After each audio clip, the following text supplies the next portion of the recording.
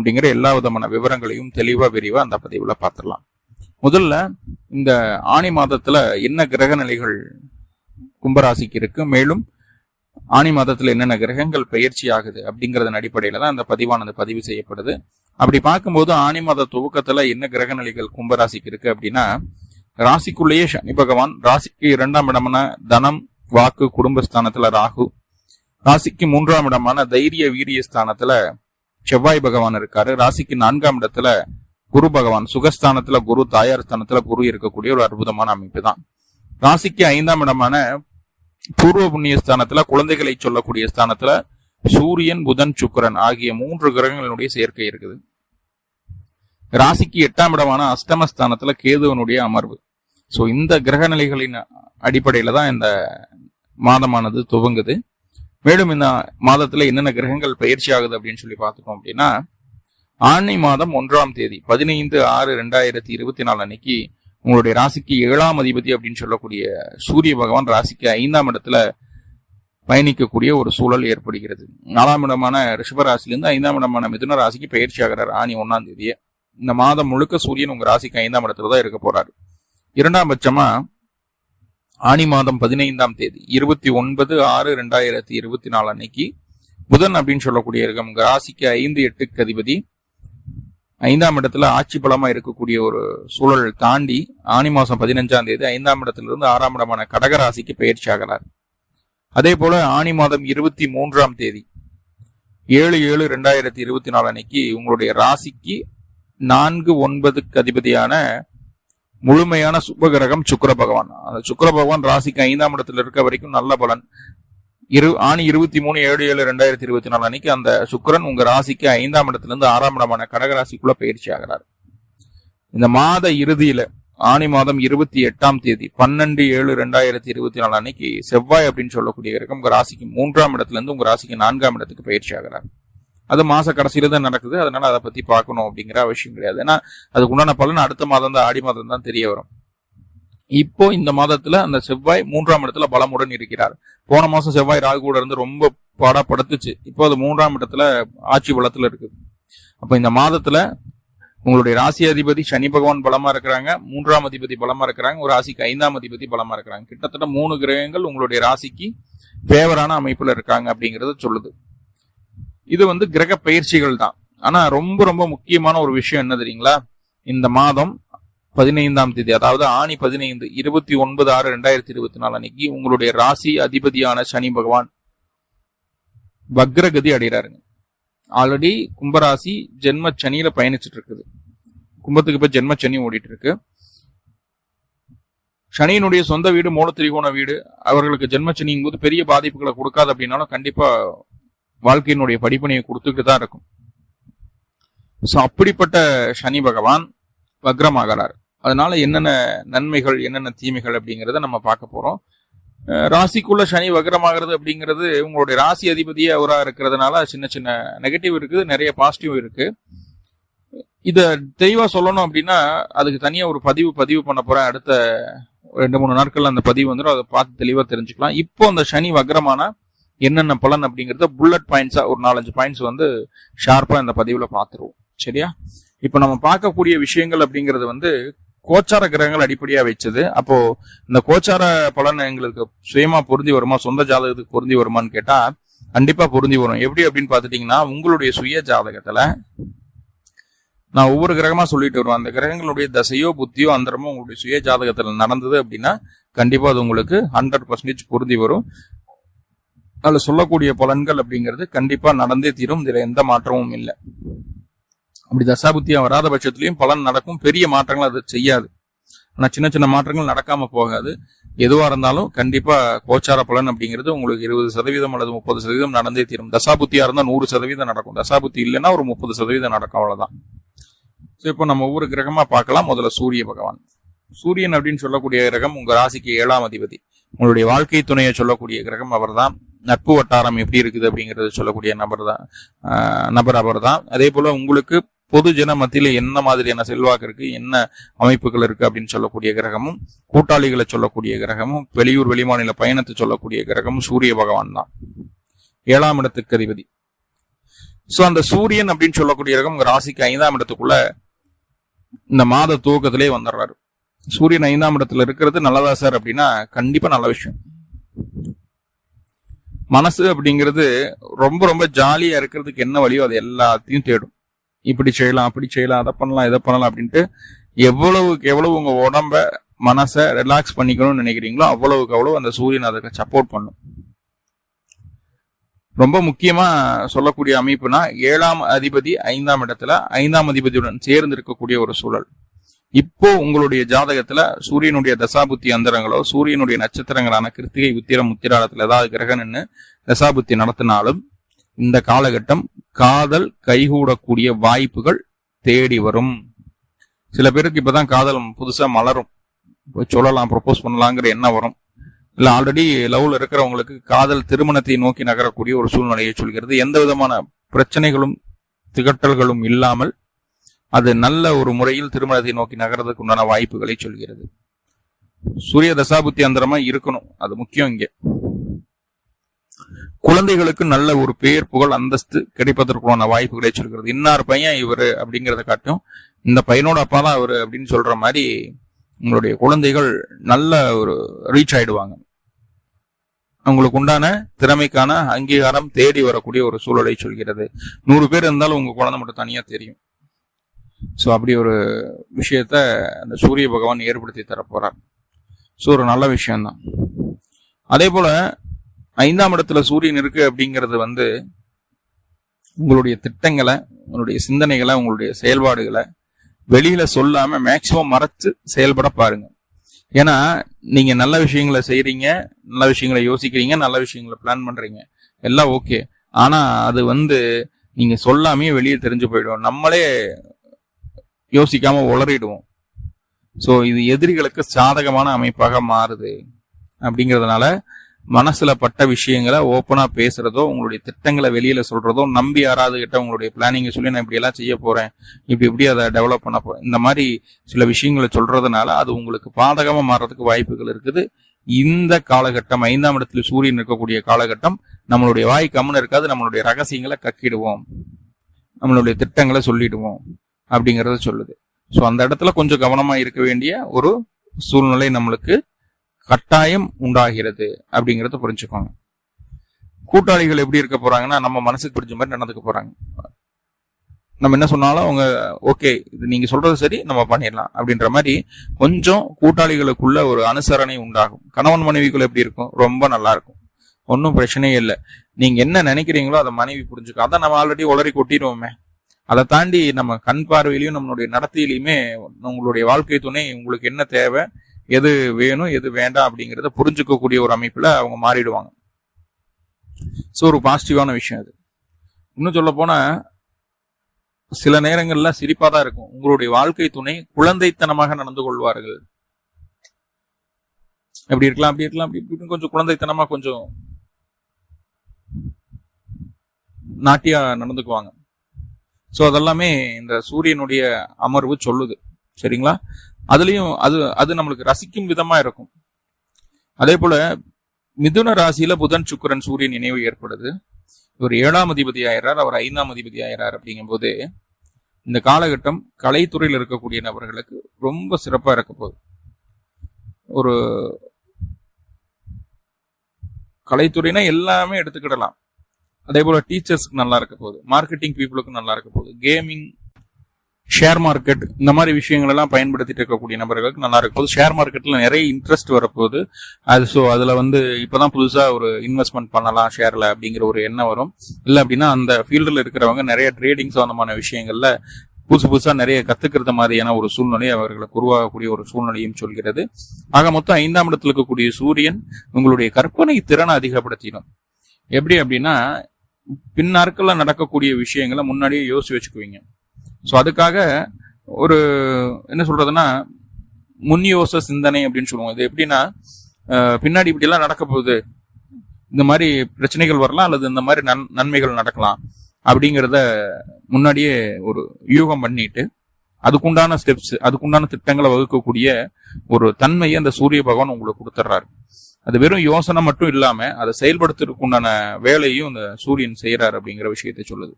ஒருவேளை உங்களுடைய ஜாதகத்துல சூரியனுடைய தசாபுத்தி அந்தரங்கள் நடந்துட்டு இருந்தது அப்படின்னா இந்த காலகட்டம் எடுக்கக்கூடிய முடிவுகள் பிற்காலத்திற்கு உங்களுக்கு மிக மிக பயனுள்ள வகையில அமையும் அப்படிங்கிறதுல எந்த மாற்றுக்கிறதுக்கு இடமில்லை. அப்படி ஒரு வேலையை அந்த சூரியன் செஞ்சுட்டு போறாரு. கூடவே இந்த புதன் அப்படின்னு சொல்லக்கூடிய 5ஆம் அதிபதியும் பலமா இருக்கிறது அப்படிங்கிறது ரொம்ப ரொம்ப கூடுதல் நன்மையான விஷயமாக பார்க்கப்படுது அப்படிங்கறத சொல்லுது. ஓகே, இப்போ புதன் அப்படின்னு சொல்லக்கூடிய கிரகம் என்ன பண்ணுது கும்பராசிக்கு அப்படிங்கிறத பார்க்கலாம். புதன் ஆல்ரெடி அவர் அஷ்டமாதிபதிங்க.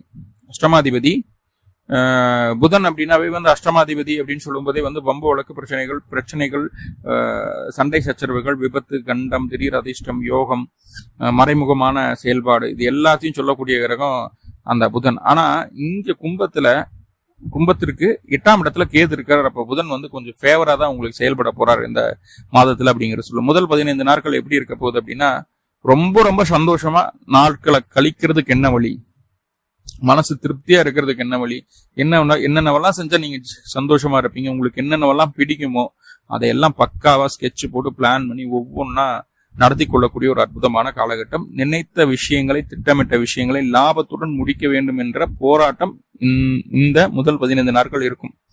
ஆணி 5 வரைக்கும், 29/6/2024 வரைக்கும். சோ அதை எல்லாமே செய்ய முடியுமா அப்படின்னு கேட்டா கண்டிப்பா செஞ்சிருவீங்க. மனசு அப்படிங்கிறது அவ்வளவு யதார்த்தமா, அவ்வளவு நுணுக்கமா இருக்கும். இந்த பிரசன்ஸ் ஆஃப் மைண்ட் அப்படின்னு சொல்றோம் இல்லையா, அந்த சூழ்நிலைக்கு தகுந்தாற் போல சில விஷயங்களை யோசிச்சு அப்போவே அதை செய்து காட்டுறது இல்லையா. சோ அந்த மாதிரியான ஒரு உணர்வு நிலையை நீங்க பார்க்க முடியும். ஆள் மனசுல அவ்வளவு அறிவாற்றல் அதிகரிக்கக்கூடிய அமைப்பு. இதே பிஹெச்டி பண்ணிட்டு இருக்கீங்க, டாக்டரேட்டுக்கு சில விஷயங்களை முயற்சி பண்ணிட்டு இருக்கீங்க, அல்லது ஒரு இன்டர்வியூ அட்டன் பண்றீங்க, இந்த போட்டித் தேர்வுகள் கொஞ்சம் சந்திக்கிறீங்க, இந்த மாதிரி எந்த விஷயமாக இருந்தாலும் சரி அதுல உங்களுக்கு 100 மார்க். அத்தனையும் உங்களுடைய புத்திசாலித்தனம். அப்படியே நம்மள இன்டர்வியூ பண்றவங்களே வியக்கிற மாதிரியான சில விஷயங்களை செய்துடுவோம்.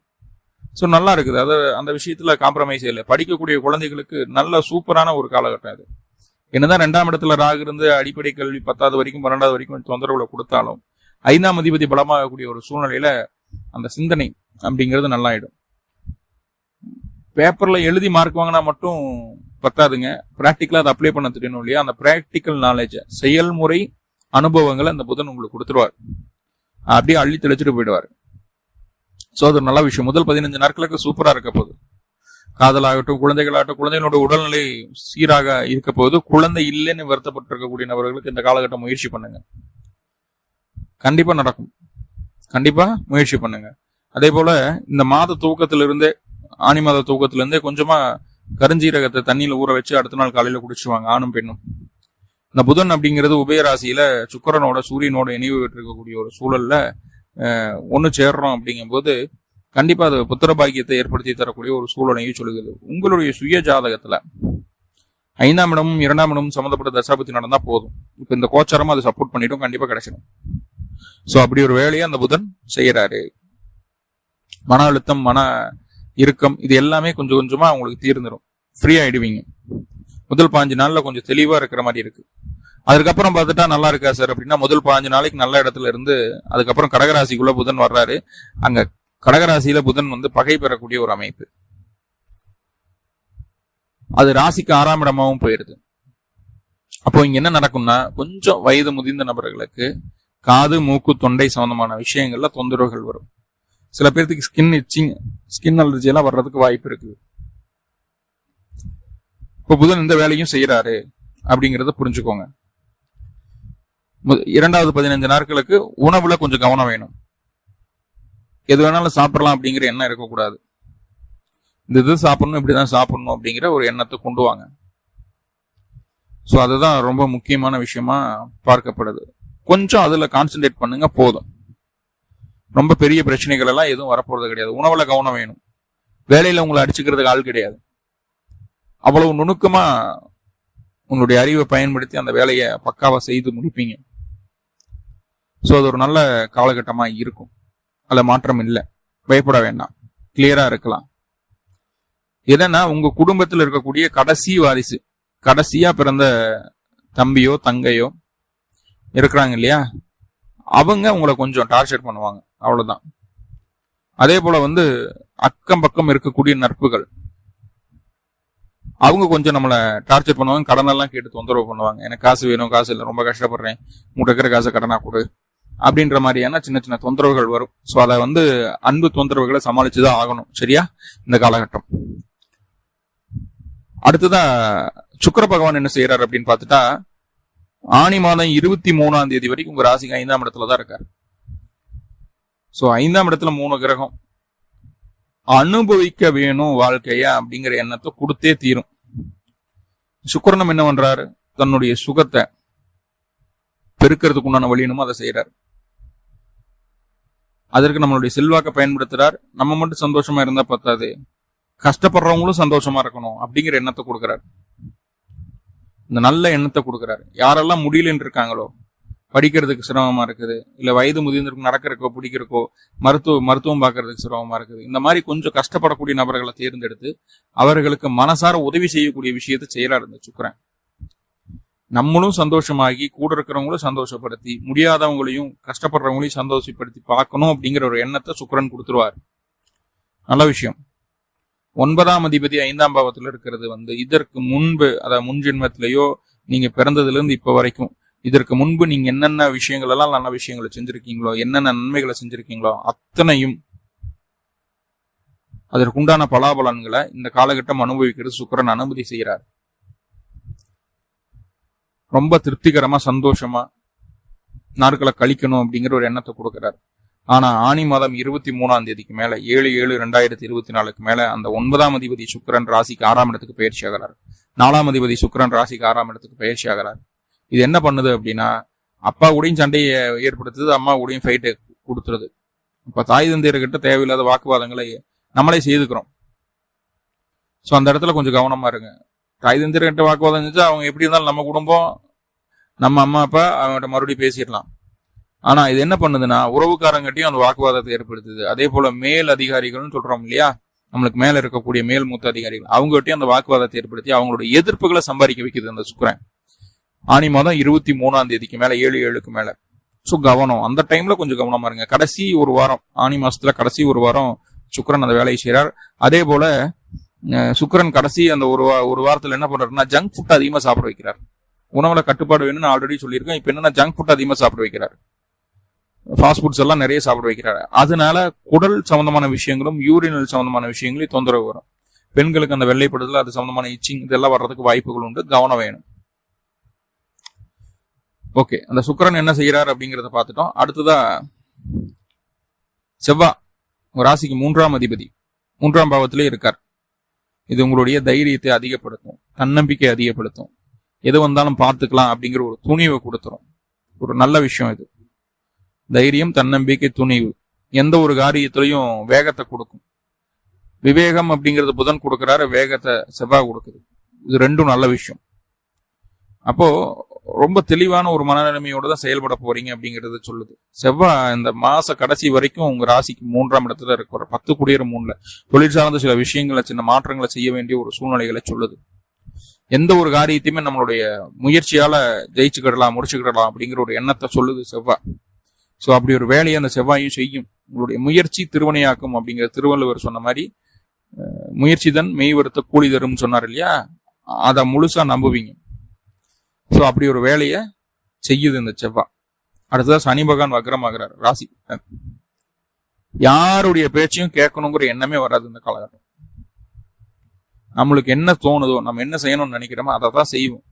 யார் என்ன சொன்னாலும் கேட்க மாட்டோம். வாழ்க்கை துணை சொன்னாலும் சரி, அம்மா சொன்னாலும், அப்பா சொன்னாலும் நோ. ஆனி மாசம் 15ஆம் தேதியிலிருந்து 140 நாட்கள், அந்த குறைஞ்சது 140 நாள் சனி வக்ரம் ஆவார். 29/6/2024 இருந்து ஒரு 4.5 மாசம் சனி வக்ரம் ஆகும். ஸோ அந்த காலகட்டம் கவனமா இருங்க. அடுத்தவங்க என்ன சொல்ல வர்றாங்கிறத காது கொடுத்து கேளுங்க முதல்ல. அதுக்கப்புறம் நம்மளோட சிந்தனைகளை சொல்லலாம். கொஞ்சம் பிடிவாதத்தை குறைக்க வேண்டிய ஒரு சூழ்நிலை இருக்கும். நான் வேலையில ரொம்ப ஹார்ட் ஒர்க் பண்ணுவீங்க, நிறைய நுணுக்கங்களை கத்துக்கக்கூடிய ஒரு அமைப்பின்னு சொல்லுது. சனி வக்ரமான நிறைய விஷயங்கள் இருக்குது. அது என்னங்கிறத தனியா சனி வக்ர பலன் அப்படிங்கிற பதிவுல பார்க்கலாம். இப்போ இந்த ஆனி மாதத்துல நிறைய பாசிட்டிவ் இருக்கு, சின்ன சின்ன நெகட்டிவ்ல இருக்கு இல்லையா. அந்த நெகட்டிவா பாசிட்டிவா மாத்திக்கிறதுக்கு என்ன பண்ணணும் அப்படின்னு சொல்லி கேட்டுட்டோம் அப்படின்னா,